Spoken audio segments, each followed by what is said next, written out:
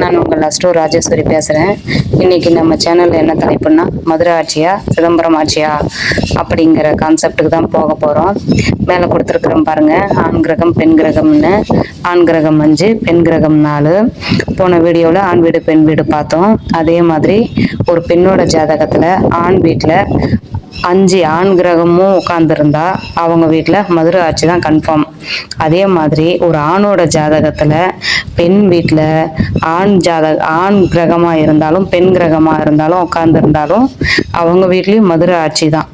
ஆனால் ஒரு ஆணோட ஜாதகத்தில் ஆண் கிரகம் 5யும் ஆண் வீட்லேயே உட்கார்ந்துருந்து பெண்ணோட கிரகம் 2 கிரகம் வந்து ஆண் வீட்லேயே உட்கார்ந்துருந்தா அவங்க வீட்டில் சிதம்பர ஆட்சி அப்படின்னு கணக்கு எடுத்துக்கலாம். இப்போ உறவு முறைகளை எடுத்துக்கலாம் வாங்க. ஏன்னா பேசிக் கொஞ்சம் தெரிஞ்சாதான் ஜாதகத்தை வந்து சொன்னாலும் புரியும். நீங்க பேசிக் வந்து பார்த்து தெரிஞ்சுக்கோங்க. இதுல கொடுத்துருக்கிறேன் பாருங்க, இது வந்து பேசிக். இதையும் பார்த்து தெரிஞ்சுக்கோங்க. அதாவது சூரியன்னா தந்தை, சந்திரன்னா தாய், செவ்வாய்னா சகோதரன், இளைய சகோதரன், புதன்னா தாய் மாமா, வியாழன்னா குழந்தைகள், வெள்ளின்னா மனைவி, சனின்னா மூத்த சகோதரர், ராகுன்னா தாத்தா, கேதுன்னா பாட்டி. இது வந்து தெரிஞ்சாதான் ஜாதகமே சொல்ல முடியும், பார்க்க தெரிஞ்சுக்க முடியும். அதுக்கப்புறம் லைக் பண்ண மாட்டேங்கிறீங்க, சப்ஸ்கிரைப் பண்ண மாட்டேங்கிறீங்க. அதெல்லாம் பண்ணி வச்சுக்கோங்க. உங்களுக்கு பிடிச்சா இந்த கண்டென்ட்டை சேவ் பண்ணி வச்சுக்கோங்க. தேங்க்யூ.